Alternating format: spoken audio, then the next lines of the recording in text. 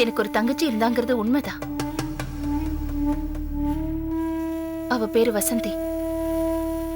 இதுக்கு முன்னாடி எனக்கு ஒரு தடவை கல்யாண ஏற்பாடு நடந்து அது கடைசியில நின்னு போச்சு. அது உங்களுக்கும் தெரியும். அது நின்னு போனதுக்கு காரணமே அவதான்.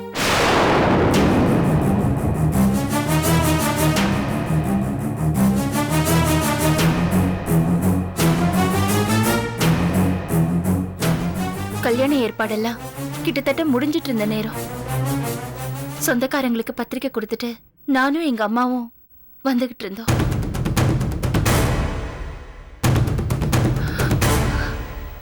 வழியில ஒரு இடத்துல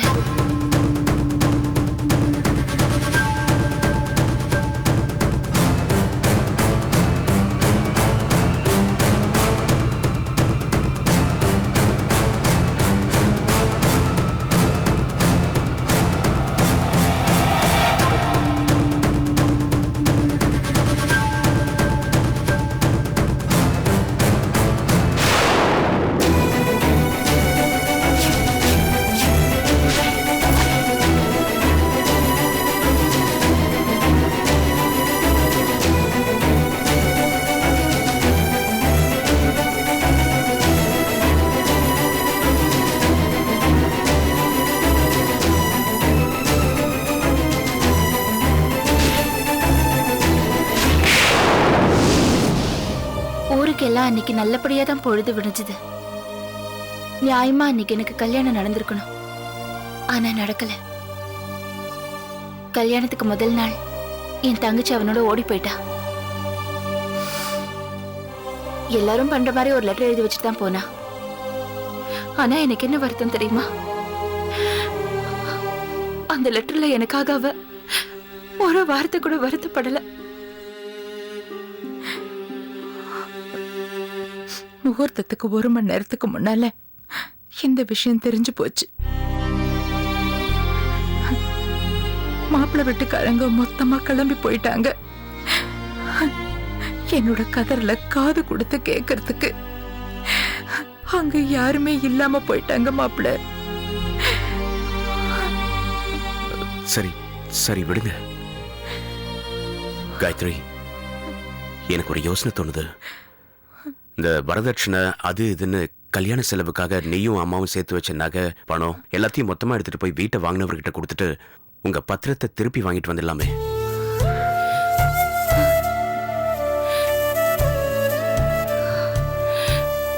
பெரிய மனசுங்க உங்களுக்கு. நன்றின்னு சொல்லி ஒரு வார்த்தையில கொச்சப்படுத்த நான் விரும்பல. யோசிச்சு பார்த்தா இதை தவிர வேற வழி இருக்கிறதாவும் தெரியல.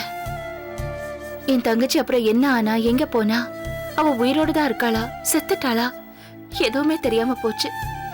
இனிமே அவளை தேடி கண்டுபிடிச்சு பத்திரத்துல கையெழுத்து வாங்குறதெல்லாம் நடக்கிற காரியமா? நடக்கும் காயத்ரி.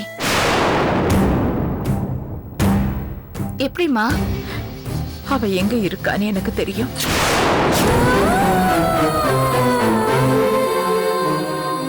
எங்க இருக்கா உனக்கு எப்படி தெரியும்? தெரியும். ஆயக்குடியில இருக்கிற ஆலமர ஆசிரமத்துல இருக்கா. நான் தான் அவளை அங்க கொண்டு போய் விட்டுட்டு வந்தேன். இதெல்லாம் எப்பமா? ஏன் என்கிட்ட சொல்லல? அத நான் செஞ்சிருக்க கூடாதுதான். ஆனா எனக்கு வேற வழி தெரியல. உன் வாழ்க்கையா இல்ல அவ வாழ்க்கையான்னு வந்தப்போ எனக்கு அந்த முடிவு எடுக்கிறத தவிர வேற வழி தெரியல. நீயும் மாப்பிளையும் போய் அவளை கூட்டிட்டு வந்துருங்க. மாப்பிள்ள, உங்களை நான் மருமகனா நினைக்கல, என் மகனா நினைக்கிறேன். இந்த உதவியை மட்டும் பண்ணுங்க.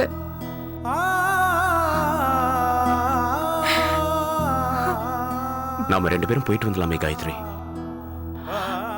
எப்படி இத்தனை நாளா நீங்க 2 பேரும் அவளை விட்டு பிரிஞ்சிருக்கீங்க? அவ எங்க போனா என்ன ஆனான்னு தெரியாம இருந்தா பரவாயில்ல. தெரிஞ்சிருந்தும் எப்படிங்க நீங்க அவளை விட்டு பிரிஞ்சிருக்கீங்க?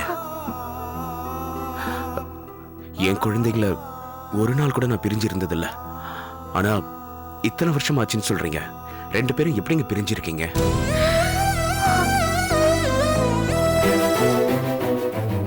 நாம 2 பேரும் போறோம்.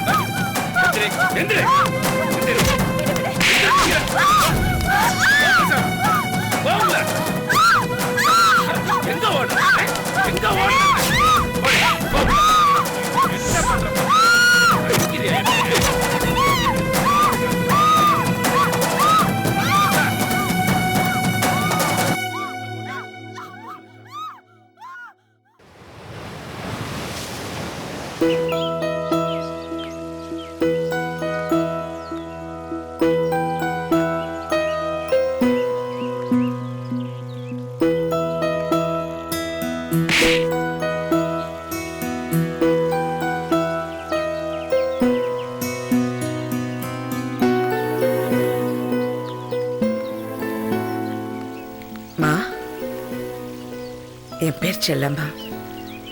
இந்த ஆசிரமத்துக்கு நான் புதுசா வந்திருக்கேன். குரு எல்லாரையும் எனக்கு அறிமுகப்படுத்துறாரு. நீ மட்டும் மிஸ் ஆயிட்ட. என் பேரு வசந்தி. நானும் உங்களை பத்தி ரொம்ப உயர்வா குரு சொன்னதா கேள்விப்பட்டிருக்கேன். எப்ப? யார்கிட்ட? நீங்க இங்க வந்த அன்னைக்கு. அப்புறம் கூட 2-3 தடவை யார்கிட்டயும் உங்களை பத்தி பேசிட்டு இருந்தாரு. மனசளவுல குழந்தையா இருக்கிறவங்களுக்கு தான் குருவோட நிழல் பரிபூர்ணமா கிடைக்கும். ஆச்சரியமா இருக்கு. நான் என்ன செஞ்சேன் அவருக்கு? கஷ்டத்தை கொடுத்தது தவிர. என்னமோ கடவுள் சித்தம் அப்படி இருக்கு. சரி, அது விடு. நீ யாரு, எப்ப வந்த, எதுக்கு வந்த, இதெல்லாம் நான் கேட்டு உன்னை சங்கடப்படுத்த மாட்டேன். ஆனா ஒரே ஒரு கேள்விக்கு நீ பதில் சொன்னா நான் சந்தோஷப்படுவேன். நேத்து ராத்திரி எதுக்காக அப்படி ஓன கத்தன? ஒரு செகண்ட்ல கொலை நடுங்கி போயிடுச்சு எனக்கு.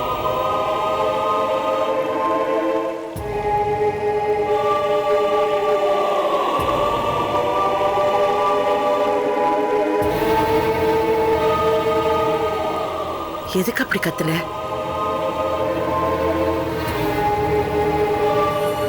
அந்த தாமஸ் உன்னை கண்ட்ரோல் பண்ண ட்ரை பண்ணிட்டு இருந்தானா, இல்ல உன்னை டார்ச்சர் பண்ணிட்டு இருந்தானா?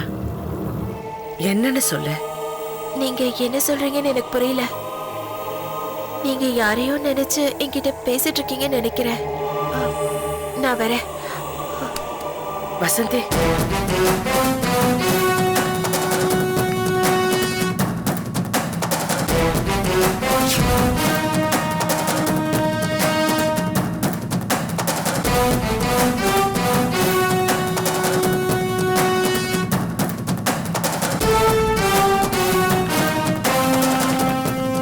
அம்மா. என்னம்மா? அந்த பொண்ணு வசந்திக்கு என்ன பிரச்சனை? நேத்து ராத்திரி ஓன பயங்கரமா அலறனா. என்னமோ ஏதுன்னு அலறடிச்சு போய் பார்த்தா தாமஸ் அவளை அடிச்சு கண்ட்ரோல் பண்ணிட்டு இருந்தா. எனக்கு ஒண்ணுமே புரியல. ஏன் அப்படி கத்துனா? அவளுக்கு என்ன? அவகிட்ட கேட்டியாமா? கேட்டேன். ஆனா அவ மறைக்கிறா. நான் வேற யாரையோ பார்த்துட்டு தப்பா கேக்குறேன்னா சொல்லிட்டு போயிட்டா. ஆனா நிச்சயமா தெரியுமா, நான் பார்த்தது அவளைதான். அவதாம்மா. ஆனா கேட்காத. அவ பதில் சொல்ல மாட்டா. ஏன்னா அவ என்ன பதில் சொல்றான்னு அவளுக்கே தெரியாது. அப்படின்னா பௌர்ணமிக்கு முன்ன பின்ன 2-3 நாள் அவளுக்கு அப்படி ஆயிடும் செல்லம்மா. தன்னையே மறந்துடுவா. அவ வாழ்க்கையில நடந்த அந்த பயங்கரத்தை நினைச்சுப்பாளோ இல்ல வேற ஏதாவது பிரச்சனையோ எனக்கு தெரியாதுமா. ஆனா ஒவ்வொரு பௌர்ணமியும் அவளுக்கு நரகந்தா. மத்த நாளெல்லாம் ஒழுங்காத்தான் இருப்பா. சாதாரணமா நடந்துப்பா. அன்பா பேசுவா. ரொம்ப நல்ல பொண்ணுமா. வாழ்க்கையில நடந்த பயங்கரம்னா என்னம்மா? என்கிட்ட கேட்காத செல்லம்மா. சொல்லக்கூடாதுன்னு இல்ல, அவ வாழ்க்கையில நடந்த கொடுமைய சொல்லி உன் மனச கஷ்டப்படுத்த எனக்கு விருப்பம் இல்லம்மா. அவளா விரும்புனா எப்பவாது சொல்லுவா.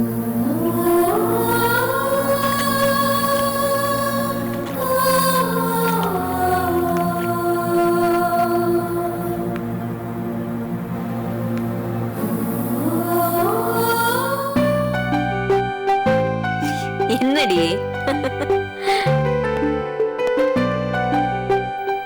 Excuse me madam. வணக்கம் மேடம். வாங்க, உள்ள வாங்க.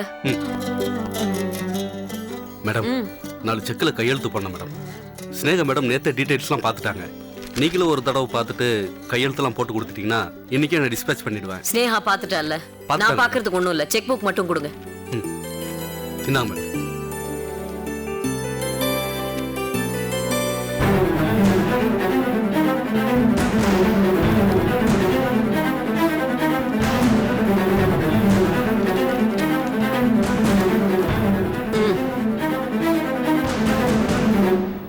மேடம், அது வந்து என்ன தயங்குறீங்க? இல்ல, அத எப்படி சொல்றதுன்னு தெரியல மேடம். என்னன்னு சொல்லுங்க. இல்ல, ஒரு முக்கியமான விஷயம் மேடம். எதுவா இருந்தாலும் தயங்காம சொல்லுங்க. சொன்னா என் மேல கோவச்சிக்க கூடாது மேடம். என்ன யோசிச்சிட்டே நிக்கிறீங்க? சொல்லுங்க. மேனேஜர் சார், என்ன இங்க நிக்கிறீங்க? செக்ல கையெழுத்து வாங்கிட்டீங்கல்ல, அப்புறம் என்ன வேலை உங்களுக்கு இங்க? வந்த வேலையை முடிச்சோமா கிளம்பணுமான்னு இருக்கணும். எதுக்கு இங்க டைம் வேஸ்ட் பண்ணிட்டு இருக்கீங்க? சைட்ல எவ்வளவு வேலை இருக்கு, போங்க. இரு ஸ்னேகா, அவர் ஏதோ சொல்ல வந்தாரு, அதுக்குள்ள விரட்டுற. தயங்கி நிக்கிறீங்களே, சொல்லுங்க சார். அக்கா, அதெல்லாம் ஒண்ணும் இல்லக்கா. நீங்க ஏன் சார் சின்ன விஷயத்துக்குலாம் பிரச்சனை பண்ணிட்டு இருக்கீங்க? கிளம்புங்க நீங்க முதல்ல. இருமா, இப்போ நீ எதை மறைக்கிற? சொல்லு, எதை மறைக்கிற? இல்லக்கா, அதெல்லாம் ஒண்ணும் இல்ல. நான் உங்ககிட்ட என்ன மறைக்க போறேன்? இல்ல, நீ மறைக்கிற. எதுக்காக அவரை வற்புறுத்தி விலைய அனுப்புற? அவர் என்ன சொல்ல வராரோ சொல்லட்டும், விடு. சொல்லுங்க. இது உங்க மச்சின சம்பந்தப்பட்ட விஷயம் மேடம்.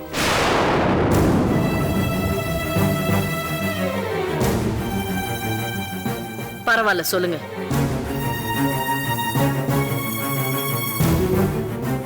அங்க என்ன பார்வை? என்கிட்ட சொல்லுங்க.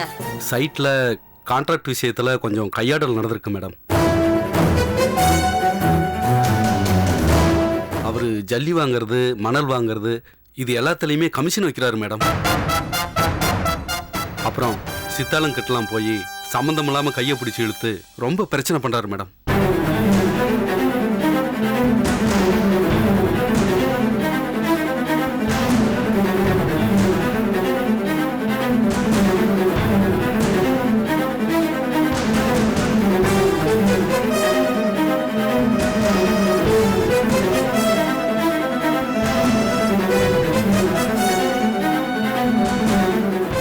நீங்க சொல்றதெல்லாம் உண்மையா? உண்மைதான் மேடம். இதை நான் சொன்னேன்னு மட்டும் சொல்லிடாதீங்க மேடம். அப்புறம் என்ன வேலை விட்டு போக சொல்லிடுவாங்க மேடம். சரி, நீங்க கிளம்புங்க. சரிங்க மேடம்.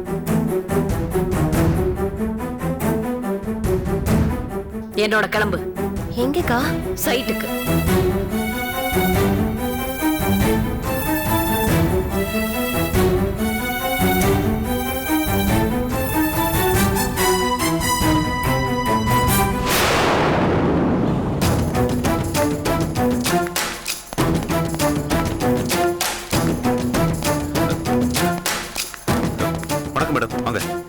நல்லா இருக்கீங்களா மேடம்? நாங்க நல்லா இருக்கணும்னு உண்மையிலேயே நினைக்கிறீங்களா நீங்க? என்ன மேடம் இப்படி கேட்டுட்டீங்க? ஐயா முதல்ல கான்ட்ராக்டர் பிடிச்ச நாள்ல இருந்து நான் தான் கான்ட்ராக்டரா இருக்கேன். நான் தினம் திங்கிற சோத்துல 4 படி உங்க காசுல வாங்கின அரிசிதாமா. அப்புறம் எப்படிங்க உங்களுக்கு துரோகம் பண்ண மனசு வந்தது? மேடம், அக்கா எதுக்கு சுத்தி வளைச்சு பேசிக்கிட்டு? நேராவே சொல்லுங்க. இங்க பாருங்க, நீங்க இந்த கன்ஸ்ட்ரக்ஷனுக்காக நீங்க வாங்கின மெட்டீரியல்ஸோட குவாலிட்டில காம்ப்ரமைஸ் நடக்கிறதா எங்களுக்கு இன்ஃபர்மேஷன் வந்திருக்கு.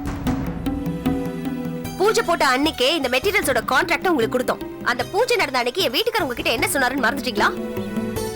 என்ன வாங்கணும் எவ்வளவு வாங்கணும்னு அளவு குறிச்சு கொடுக்கறாங்கல்ல? ஆமா மேடம். அதத்தான் நீங்க செய்றீங்களா அப்ப? அது வந்து ஆமா மேடம்.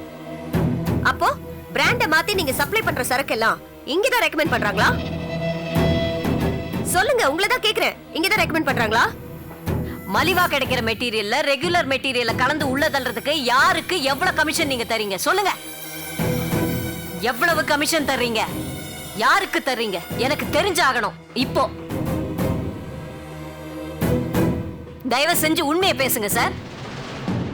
நீங்க வியாபாரி, நீங்க எதுக்காக இப்படி செய்றீங்க நான் கேட்க மாட்டேன். வேலை செய்யற ஒவ்வொரு இடத்துலயும் 4 காசு அதிகமா கமிஷன் பார்க்கணும்னு நினைக்கிறது உங்க இயல்பு. அத நான் தப்புன்னு சொல்ல வரல. ஆனா எங்களுக்குள்ள யார் அந்த துரோகின்னு தெரிஞ்சுக்காம நான் விட்டேன்னா நான் முட்டாளாயிடுவேன். சொல்லுங்க, யார் அந்த துரோகி? கேக்குறாங்கல்ல, சொல்லுங்க. யாருக்கு கமிஷன் கொடுக்குறீங்க? எப்படி உங்களுக்கு இதுக்கெல்லாம் பெர்மிஷன் கிடைக்குது? என்ன மன்னிச்சிருங்க மேடம், தெரியாம தப்பு பண்ணிட்டேன். இல்லங்க, நான் அத கேட்கல. யாரு உங்களுக்கு இதுல உடந்த அத மட்டும் சொல்லுங்க.